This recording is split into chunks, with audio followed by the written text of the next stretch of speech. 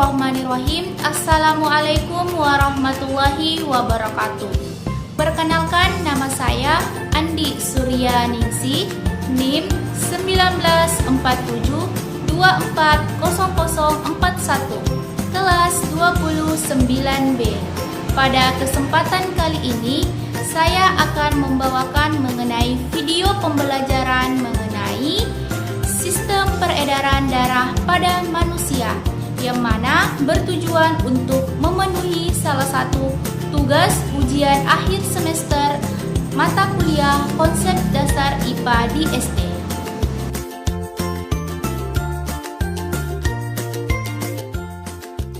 Pada video kali ini, dalam sistem peredaran darah manusia, kita akan mempelajari yang pertama, apa itu sistem peredaran darah?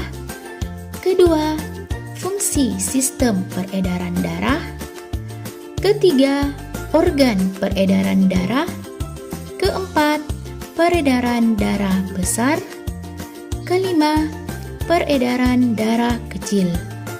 Keenam, kelainan dan gangguan pada sistem peredaran darah manusia. Apa itu sistem peredaran darah? Sistem peredaran darah adalah suatu sistem yang berguna untuk menyalurkan berbagai zat penting seperti nutrisi dan oksigen dari jantung ke seluruh tubuh. Sistem peredaran darah dapat dikatakan peredaran tertutup karena darah mengalir di dalam pembuluh darah yang saling berhubungan, dan juga sistem peredaran darah dapat dikatakan peredaran darah ganda karena darah mengalir ke seluruh tubuh dengan melewati jantung sebanyak 2 kali. Adanya peredaran darah dalam tubuh manusia memberikan beberapa manfaat. Apa saja fungsi sistem peredaran darah pada manusia? Yang pertama, mengangkut O2 dan CO2. Fungsi utama dari sistem peredaran darah adalah mengangkut oksigen atau O2 dan karbon dioksida atau CO2.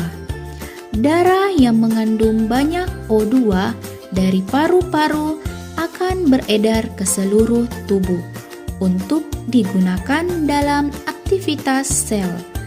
Darah yang mengandung banyak CO2 diangkut dari tubuh menuju paru-paru untuk dibuang saat bernafas. Kedua, mengangkut nutrisi dan sisa metabolisme. Fungsi peredaran darah dalam tubuh manusia yang berikutnya adalah mengangkut nutrisi dan sisa metabolisme. Nutrisi dari makanan yang dikonsumsi dalam tubuh diperlukan pada proses metabolisme tubuh. Proses metabolisme yang dilakukan tubuh akan menghasilkan zat sisa metabolisme. Ketiga, mengangkut hormon. Hormon merupakan zat kimia yang diproduksi tubuh dalam sistem endokrin yang terletak pada hipotalamus otak. Peran hormon dalam tubuh meliputi hampir semua fungsi tubuh seperti mengatur pertumbuhan, metabolisme, dan kinerja beberapa sistem organ. Pembentukan sel darah merah atau eritrosit juga melibatkan hormon dalam prosesnya. Sekresi hormon dari sistem endokrin diedarkan ke organ dan jaringan sasaran bersama aliran darah untuk digunakan sesuai fungsinya. Keempat, mengangkut sistem kekebalan tubuh.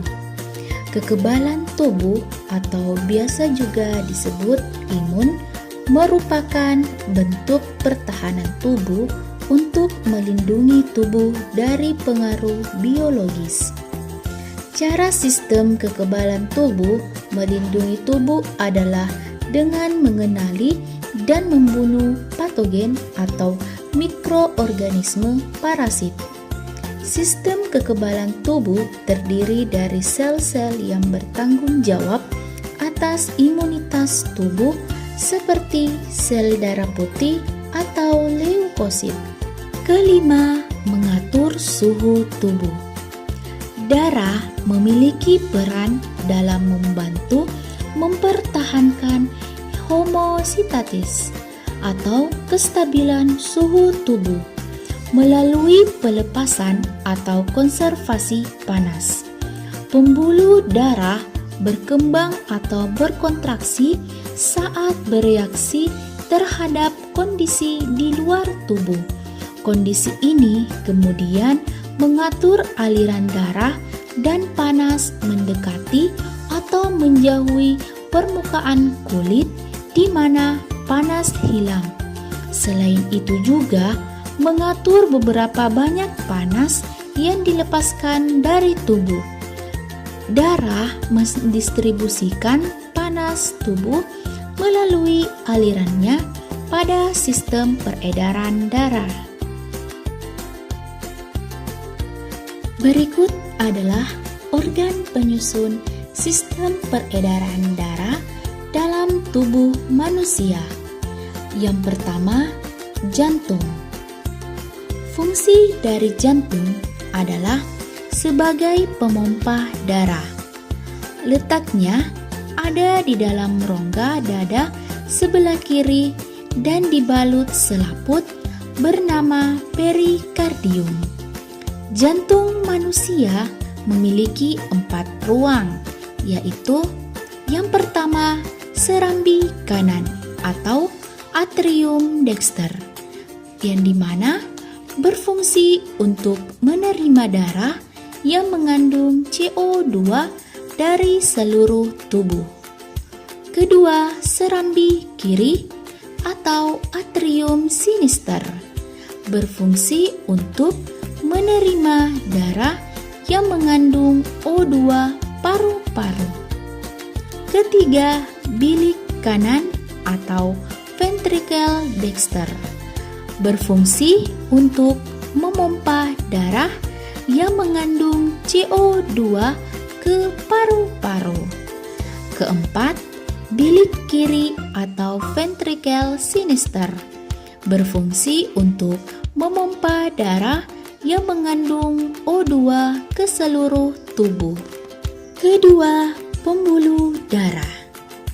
Pembuluh darah merupakan saluran tempat mengalirnya darah dari jantung ke seluruh tubuh dan dari seluruh tubuh kembali ke jantung.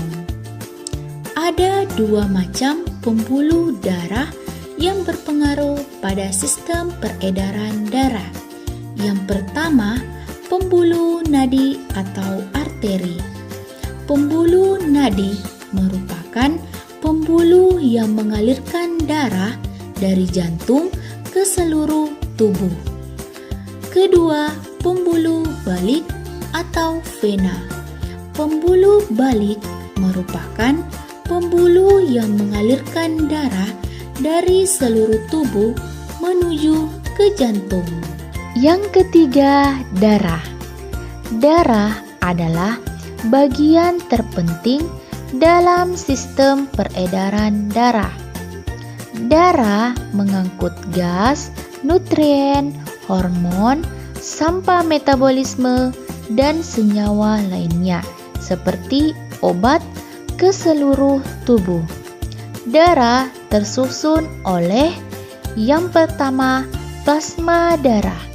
Plasma darah berfungsi dalam mengantarkan nutrisi, gas, atau CO2 dalam bentuk asam karbonat dan perantara sistem imun, yaitu berupa antibodi. Yang kedua, sel darah. Berikut urutan siklus peredaran darah besar. Bilik kiri menuju aorta, menuju ke seluruh tubuh, menuju ke vena, dan yang terakhir serambi kanan. Nah, penjelasan dari siklus tersebut yaitu: pertama, darah masuk dari serambi kiri ke bilik kiri. Kedua, darah dari bilik kiri jantung dipompa ke seluruh tubuh melalui aorta. Ketiga, darah kotor dari seluruh tubuh masuk melalui vena cava ke serambi kanan.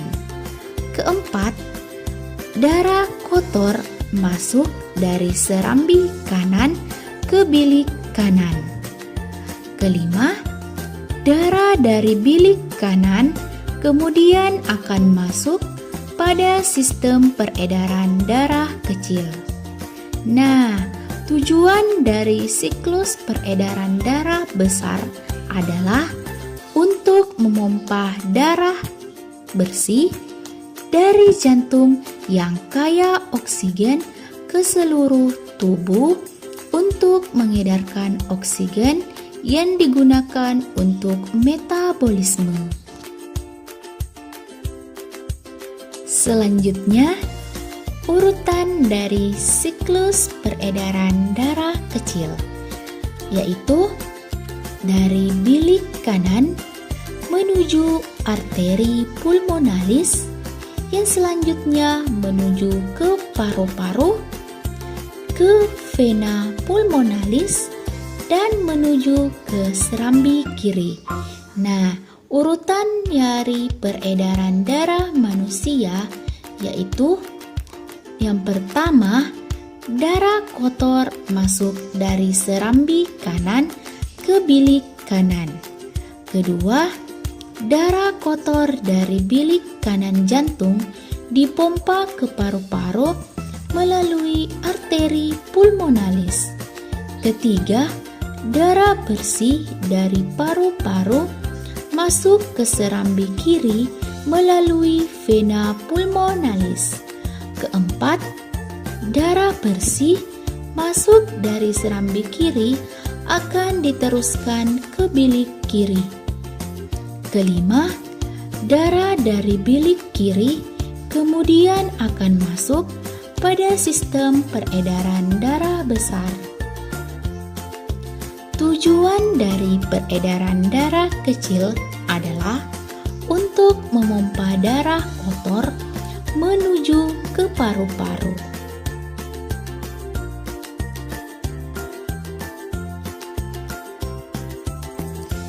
Berikut kelainan dan gangguan pada sistem peredaran darah manusia antara lain: yang pertama, anemia atau kurang darah. Anemia atau kurang darah disebabkan kurangnya kadar Hb atau kurangnya jumlah eritrosit dalam darah. Kedua, varises. Varises adalah pelebaran pembuluh darah di betis. Ketiga, hemoroid atau ambeien. Hemoroid yaitu pelebaran pembuluh darah di sekitar dubur atau anus. Keempat, arteriosklerosis. Arteriosklerosis adalah pengerasan pembuluh nadi yang disebabkan adanya timbunan atau endapan kapur. Kelima, embolus. Embolus adalah tersumbatnya pembuluh darah karena benda yang bergerak. Keenam, trombus. Trombus adalah tersumbatnya pembuluh darah karena benda yang tidak bergerak. Ketujuh, hemofilia. Hemofilia adalah kelainan darah sukar membeku karena faktor hereditas atau keturunan. Kedelapan, leukemia atau kanker darah. Leukemia adalah bertambahnya leukosit secara tak terkendali. Kesembilan, penyakit jantung koroner atau PJK. Penyakit jantung koroner yaitu penyempitan arteri koronaria yang mengangkut O2 ke jantung. Itulah video pembelajaran yang saya bawakan mengenai sistem peredaran darah pada manusia. Thanks for watching. Assalamualaikum warahmatullahi wabarakatuh.